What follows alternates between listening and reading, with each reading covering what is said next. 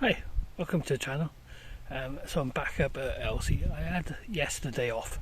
I was off of my normal job, so I decided to just have a chill out day. I mean, I've been working throughout the week and going straight from work up to Elsie to do the work. So I thought, yeah, let's treat ourselves, have a complete day off. So I'm back up. I got the units that I cut on Friday. So I'm going to put them in place and hopefully, fingers crossed, everything looks good. Let's see how we get on. So I've got the chipboard with me. As you saw in the last video, I cut the majority of it. There were two areas that I couldn't cut. The first one because I forgot to take the measurement from the left hand end of the unit to under where the cooker goes. And the second one I couldn't take because I couldn't get my hand in far enough in the cabinet to mark out the entry point for that cabinet on the right hand side. So that's what I'm going to do first. I'm going to put the two pieces of ply in place, and then I can mark out what I need to cut out when I get back home.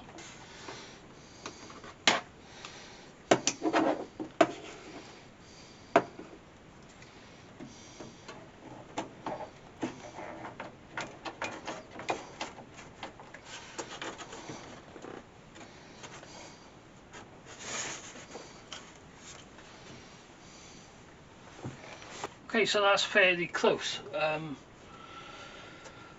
This unit could do with coming over just a touch. It's only about 3mm off. My plan is to get some finishing wood to go around the outlines of the cabinet doors. So it's not too much of a worry. It won't hurt to just take a tiny slither off there. Now that that is in place, I can get a rough mark out of where I need to come down on here. Again, the unit on the edges, I'm going to put some right angled finishing wood down there, so it'll go up the side, across and down, and then around the back, and basically on all the corners I'll put that finishing wood. I may even put a little bit of finishing wood down the bottom, like a little skirting board, but that's the plan. So yeah, as far as the cutting goes, I'm good. I can now get my hand inside there so that I can see what I need to cut out from there, so that's all good. Take this clamp off now. Hopefully we should have a marking on this side. There we are, so you can see, and it goes more or less all the way around. So I'll be able to cut that when I get back home. So that's good. And this one's not quite as important, but I might as well cut it at the same time. There. So if I'm a little bit off with these, as long as it's lower than the unit and only by a couple of mil, because of the finishing wood, it's not going to be as important, which is why where this sort of like goes in and out a little bit, it's not quite as important, because when I put the finishing wood on, that will have a natural flat line going down there. Step 1, wake up early, gonna rise with the sun. Step 2, get some good, some food in you. Step 3, think real hard about what you wanna be. Step 4, everybody just do your thing. Wake up, today's gonna be a good day. Wake up, today's gonna be a good day. Wake up, today's gonna be a good day. Wake up, today's gonna be a good day. Wake up, today's gonna be a good day. Wake up, today's gonna be a good day. Wake up, today's gonna be a good day. Wake up, today's gonna be a good day. Yo, Set your affirmations, aspirations. I got shit to do, the aftermath of preparation. Good food, good mood, blood in circulation. One step at a time, yeah, that's how you make it. Set a goal you control and the steps you take them. I try to pick one thought, have some concentration. And if I make a mistake, it's called education. I try to do this every day, call it replication. Wake up, today's gonna be a good day. Wake up, today's gonna be a good day. Wake up, today's gonna be a good day. Wake up, today's gonna be a good day. Wake up, today's gonna be a good day. Wake up, today's gonna be a good day. Wake up, today's gonna be a good day. Wake up, today's gonna be a good day. So life ain't easy, yo, I think there's a reason though. Ups and downs, just like every different season, yo. Sometimes I'm high, other times I'm barely breathing, though. You always gotta fight and hide from the demons, yo. Negative thoughts are poison, they rot. Head full of flaws, so here come the clouds. They'll never stop unless I can swap all the bad for the good in my head when I'm lost. Yeah, so I'ma fake it till I make it. Positive thoughts are overtaken, I got patience. One day at a time is how you operate a cadence. A flow, you grow, you show yourself a foundation. Stay away from all the shit that causes temptation. I know that I like to do it cause it's sensation. I live my life in my head like a narration. Don't expect greatness, do my best, man, I'll take it. Wake up, today's gonna be a good day. Wake up, today's gonna be a good day. Wake up, today's gonna be a good day. Wake up, today's gonna be a good day. Wake up, today's gonna be a good day. Wake up, today's gonna be a good day. Wake up, today's gonna be a good day. Wake up, today's gonna be a good day. Wake up, really gon' rise with the sun. Step 2, get some good, some food in you. Step 3, grow hard about what you wanna be. Step 4, everybody just do your thing.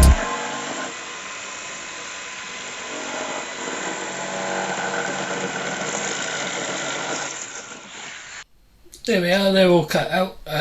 So I've taken 3mm off the left hand unit on the right hand side, just to bring it in a little bit closer.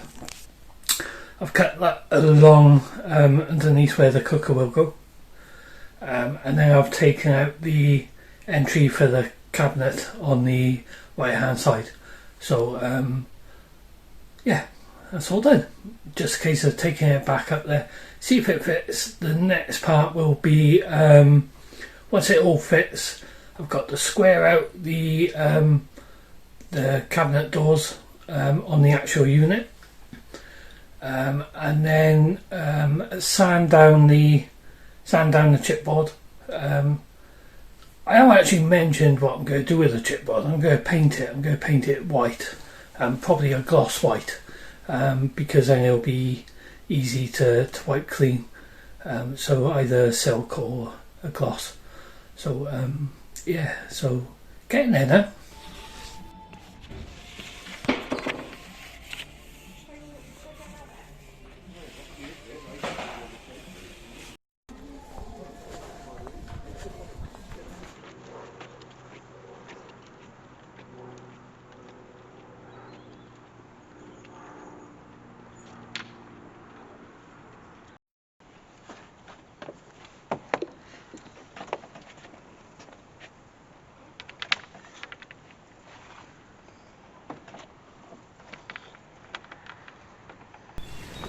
Welcome back.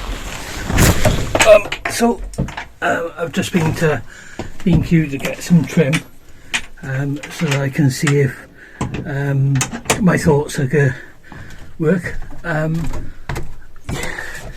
The trim that I chose was a right angle one. It's quite a thick one, probably about 3mm on either side, 3 centimeters on either side.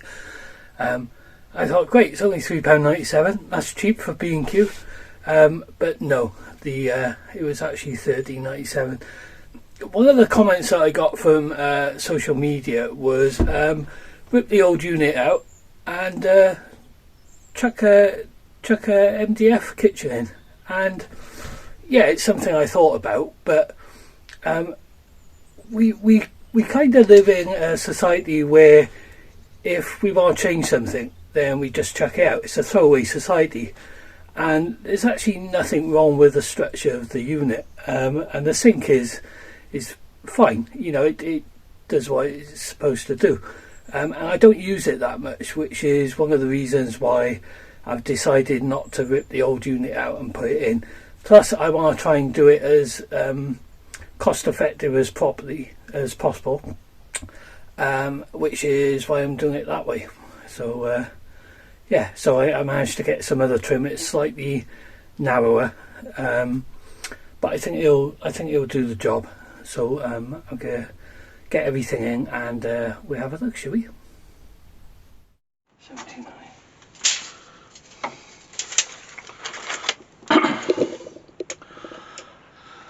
So I got a bit carried away with the one edge, which is this one here.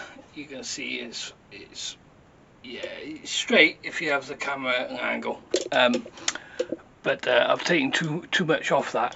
The trim that I brought is only 1.5 centimeters in depth for each side, so I'm going to need to get that bigger one. I mean, 13 quid is not a major amount. If I can, I want to try and keep this budget to under £100, purely for cost purposes. You know, as I keep saying time and time again, I don't use a Galley that much. I just want to make Elsie look nice. What I'm going to do now is I'm just going to fit those two pieces of chipboard to the unit, drill a couple of holes just to put it in place.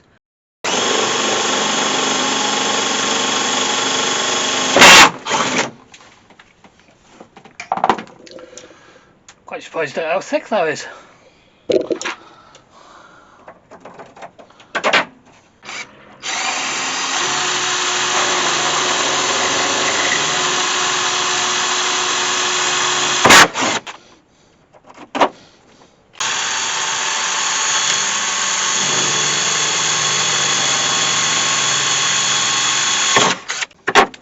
So I decided to move this piece of wood over, and the reason for that is that ideally I'd like to use the same size trim for the edges as well as the cupboard inlay as well. So yeah, so I've moved it over. I've got a little bit of a gap. It's about 10 mil, maybe 12 mil, but I can put a bit of wood in there and maybe fill it, or maybe make a feature of it. So see how it goes.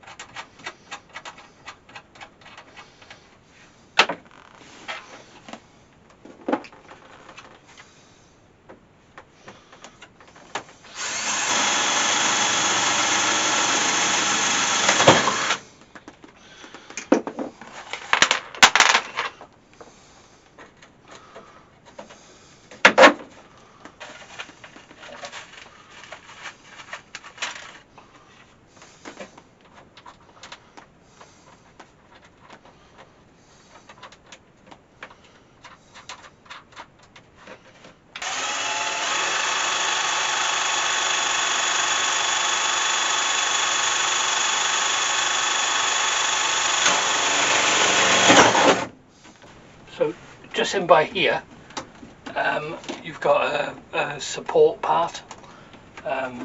So I'm going to drill quite close to the edge to put these screws in. Probably put one either side here and down here. I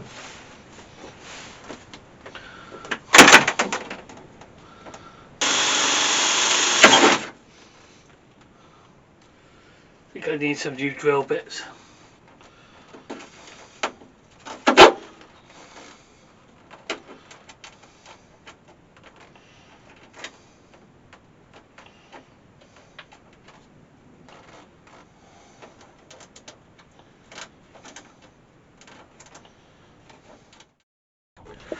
Oh, is it time for a coffee yet?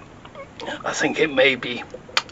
So I've screwed the two pieces of chipboard into place temporarily, and I've started to cut the trim. It's not the easiest on the boat.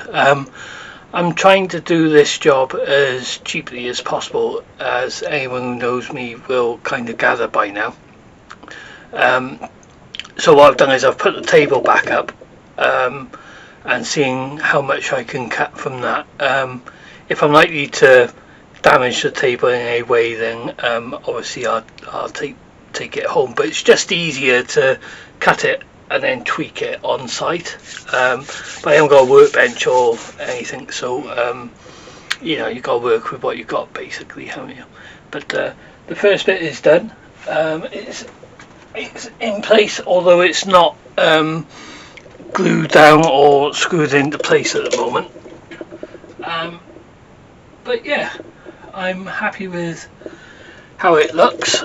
I'm going to try and do the piece going down now, and if I get time then I'll do the piece going across as well, just to make sure that it all looks good. I think I made the right decision in moving the left hand bit of chipboard over a bit, and then I'll just infill with a little slither of chipboard at the top and the bottom, just to make it all flush. But yeah, so far it's all gone well. It's not the easiest or the cleverest way of doing it on a boat, but low budget.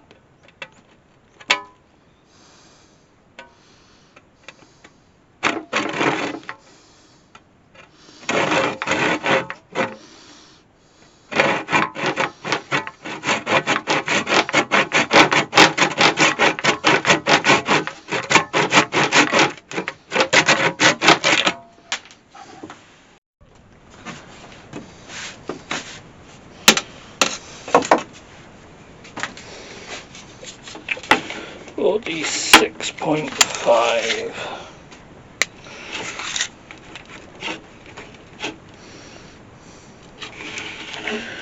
46.5, which is there.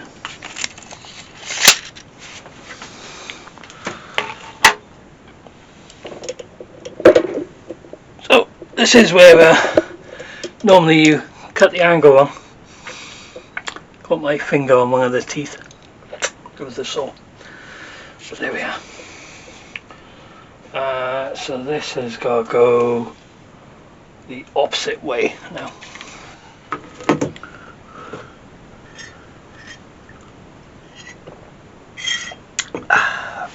Never did get that coffee break working on the job. Different way, it's your own project, isn't it? So as far as today goes, it's gone really well. I'm happy with the progress I've made. The units, the chipboard is temporarily in place. When I take it away, what I'll do is I'll countersink where the screws are going to go, so that they don't stick out, and then it'll be easier to fill them. I got the trim in place, so that's all good. Yeah, I'm happy with where it's gone. I've got one more piece of trim left, and a piece which may well, I'm not sure, but it may well be long enough. No, I thought it may have gone down the other side, but that would be too easy when it's a little bit short. But it will get used somewhere. I'm just not sure where. Maybe going along the edge of the cooker, maybe, but we'll see. Yeah, so it's all gone well. I'm happy with the progress I made. As I say, I will countersink those screw holes before I secure it to the unit. The next thing I need to do is square out the holes for the cabinet doors, because I want them square, so when I build the doors I can have them square as well. And then it's all guns blazing. Then it'll be a case of fixing it to the unit. putting the trim on for the cabinet doors, and then I can get sanded down, and then what I'm going to do is I'm going to paint it. So I was speaking to a friend of mine who said best way to do it is to either use satin or gloss. So might go down the route of white satin. As for this unit, there's quite a bit where it's started to bubble on the yellow on the wood. I don't know whether it was undercoated or not.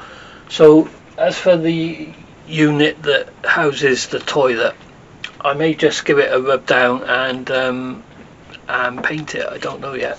We'll see how it goes. I'll look at my options for that. But anyway, hope you enjoyed the video. Give it a like and a comment if you don't mind. If you hit the notification button down below, then every time I put a new video up, you'll get notified of it as well. Alright, I'll see you in the next video. Take care. Bye now.